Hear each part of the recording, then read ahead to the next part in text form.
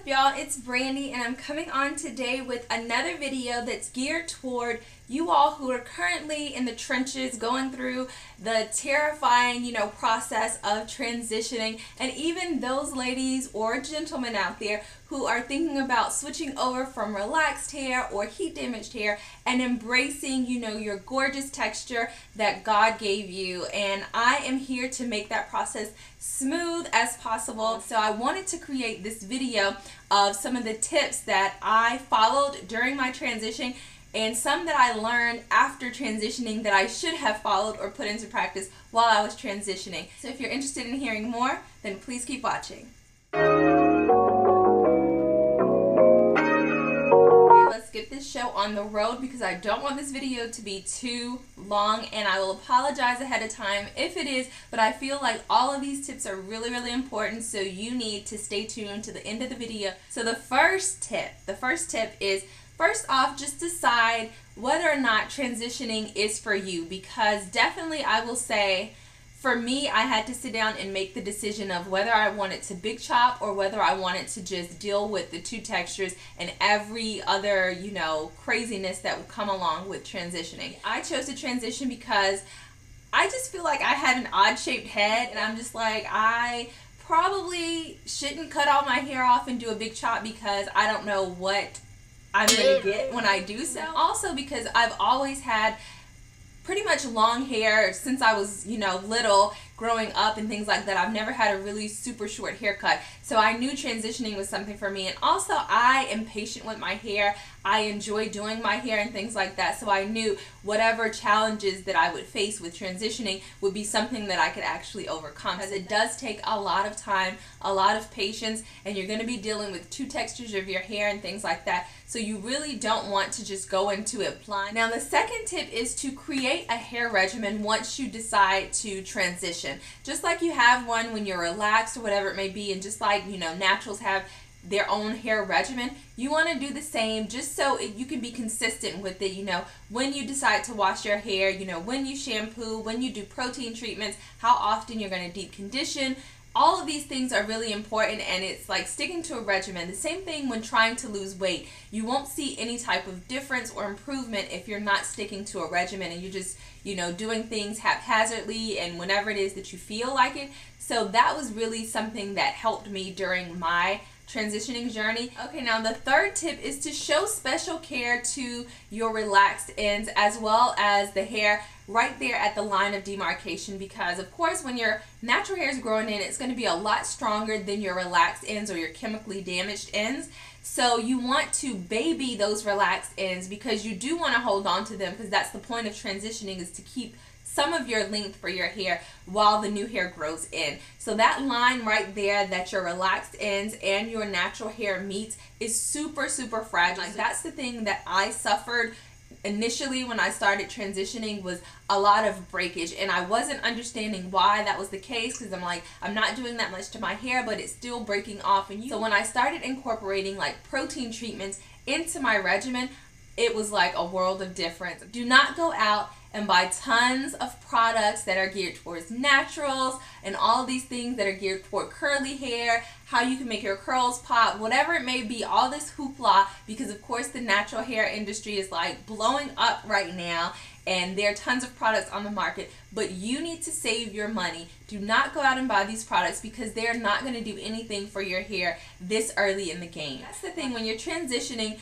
the texture that you have at your roots is not truly your texture that you're going to have once you're fully natural, because your relaxed ends are still pulling on those natural pieces of hair, and it's kind of deceptive. Like, you may look like a 3B right now, but once you're fully natural and you don't have any ends of any pieces of hair weighing that hair down, you really are going to be like a 3C or 4A. Like I'm telling you, save your coins, spend them elsewhere, go to some natural hair events with the money, whatever it may be, but do not spend them on tons of natural hair products. The next tip is to limit heat styling on your hair. I know some ladies choose to transition and just straighten their hair during the entire transition, but I caution you by doing that because you don't want to damage the new hair that's growing from your scalp.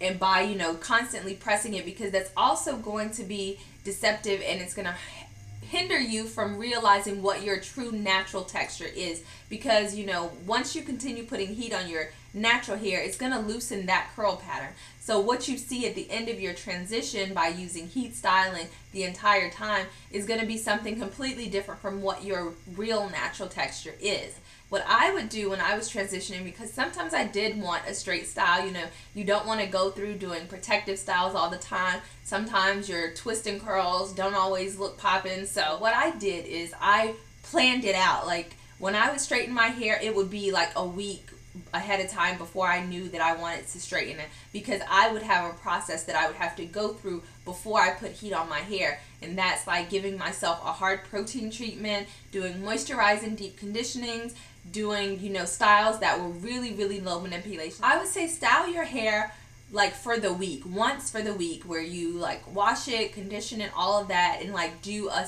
set style. And then throughout the week, allow yourself to be able to transition that one foundation style into other styles along the week. You know, you might start out with a flat twist out, which is what I'm rocking right here. This is a flat twist out. Now for me, instead of me constantly twisting my hair up every single night, what I would do is allow the twist to basically fall and then do cute little styles with them. A half up, half down. You know, you could do a side, you know, a side ponytail. You could do, who knows, like a twist and curl, pull your hair up, whatever it may be, or even end up just doing a bun or something like that, or two braids. You want to be able to transition the style into other styles during the week, so you don't have to keep constantly restyling your hair, restyling it, retwisting it, because that's putting a lot of additional strain on your hair that is unnecessary for it. What I would do was a lot of flexi rod sets, a lot of straw sets, things like that, that were really easy, and I could turn them into cute little styles, and I would leave them in sometimes for a week or even 2 weeks where you could actually stretch it out. The next tip is to create at least like 3 fail-proof styles that you can always rock on those bad hair days, or the days that you are like, well, why the heck did I get myself into this mess? Who and what convinced me to transition? Create 3 styles that are like fail-proof, that are super easy, you know, like take maybe 5 minutes to do. You need a few essential accessories, bobby pins, a hair tie, and then you're good to go. For me, I think a bun was always something that was super easy for me to do. Also, like a roll, tuck, and pin was super easy. Okay, the next tip is to regularly trim your hair. When going through a transition, that's something that's super important, because if you don't regularly trim your hair, then you're still holding on to all of these dead relaxed ends, and it seems like it just prolongs the process of you becoming fully natural. In my situation, my hair, I think when I started transitioning, it was a little past my shoulders, like maybe right here, not fully bra strap length. So for me, I decided to cut my hair shoulder length just to get like a good chop in before I started. And shoulder length was going to be like my running baseline for my entire transition. I wasn't going to go any shorter than that. And whenever my hair got longer than that, I would give myself a trim, or either go and get a trim professionally done. This next rule was something hard for me to grasp also, and I broke this rule. Do not do any type of color process or any chemical process to your hair while you're transitioning. It's like the dumbest thing possible to do, and I actually did it, but I really learned my lesson after doing so. Right now, I'm just like, why the heck would I even do that? Even though it wasn't like a drastic process like what I have here now, where it's like blonde highlights and things like that. And with coloring, you know, you have so much time after you finish transitioning to experiment with colors and things like that. So I would just say don't add an additional burden to that. Okay, and the very last tip I have to share with you all is, I'm sure, something that you probably hear from everyone when you're talking about transitioning, and it's just to be patient and to not rush the process.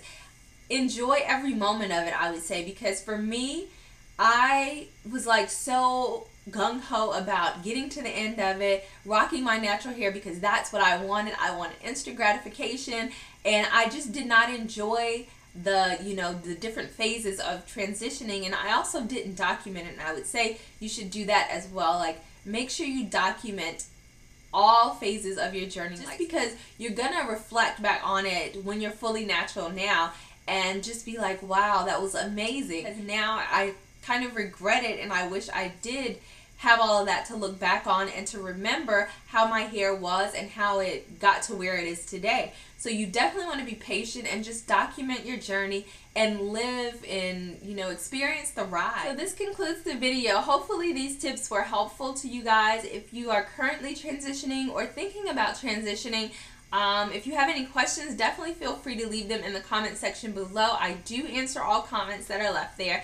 If you know, are currently going through it and you need a little bit of motivation, then I am here for you. I want to help you make this process as easy as possible. Maybe a little bit stressful on some days, but just think about the, you know, the goal that you have in mind of where you want to be, what your locks will look like at the end of the race. If you guys have any suggestions of other videos that relate to transitioning that you would like me to do, such as like different styles or product recommendations, whatever it may be, shoot those in the comment section below and I will take a gander at them. Guys, I will see you in my next video. Bye.